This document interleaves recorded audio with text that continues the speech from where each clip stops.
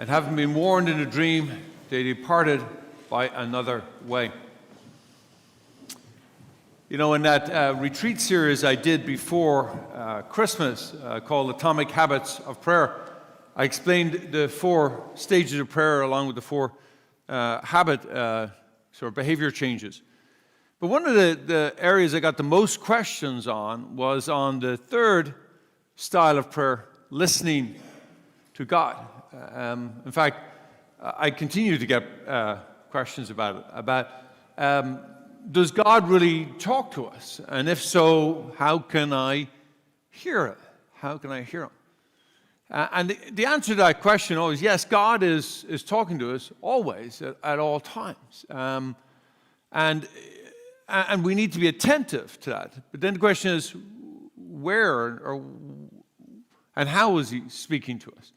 Well, He speaks to us in ordinary, everyday events. I mean, yes, He can have extraordinary moments with which He kind of a bolt of lightning sort of moment, right? But most always, He's speaking to us in the ordinary events of everyday life.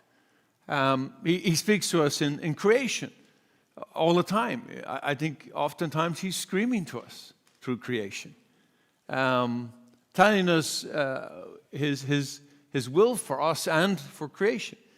He speaks to us through our thoughts, our emotions, our memories, our imagination, and yes, our dreams. And that's what we hear today, is that these magi heard God speak to them in their dreams and warned not to go back the same way they came. But they also God spoke to them in a star, and you might say, well, there's an extraordinary moment. See, I haven't had one of those ones, right? I haven't had a star light up for me. Well, when was the last time you looked at the sky? That's the challenge. You see, we have to take the context of these magi. These magi more than likely would have been astrologers, right? They would have been, if they navigated it, anyone who traveled back then, the stars were their Google Maps. And they looked up into the sky and they saw exactly where they needed to be because the sky was always the same. At the same time of year, it would always be the same. So they would have known if there was a new star. You see, because they were looking up there all the time. And so what we might think is extraordinary was maybe quite ordinary to them, insofar as that they would have been looking up at the sky, and so a new star would have been quite ordinary for them to say, well, then we need to follow this, because this is important. There's something changed here. There's something new. So the question then becomes, what is the guiding star in our life? Like, God is speaking to us all the time. He's not going to come with a star because none of us are astrologers, right? So He's not going to come to us with a star, but there's going to be a guiding star somehow. It's going to be in whatever way your life is, in the ordinary things of your life, your thoughts, your imaginations, your emotions. So learning to listen to that is how God speaks. Now, look, the colorful way I tried to explain this is, how does God speak? And I know I've said this before during the 4 minutes, but it's worth reminding us, is that, so I compare it to how a dog speaks to us. Does dog talk to us? Do dogs talk? Some of us saying yes, some of us saying no. Well, yeah, they communicate, but they don't use words like we do.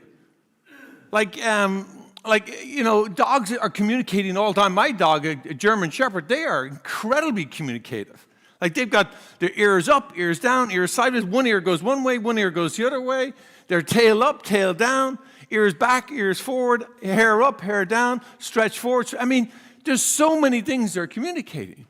But it takes time to learn their language. And even when we learn their language, we have to be attentive to them. We have to look at them and see and know, and what is it that they're trying to communicate to us. Obviously, there are some obvious ones. When they scratch the door, they want to go out. But there are other ones that are a little less obvious, right? And we need to spend some time coming to know what a dog says if we want to know what they're communicating. In the same way, if we want to understand what God is asking of us, then we need to know God's language a little bit. We need to study, be attentive, and to watch God in our world. In our world, not in somebody else's world, in our world where we are, in all the messiness of our life. God is speaking to us now.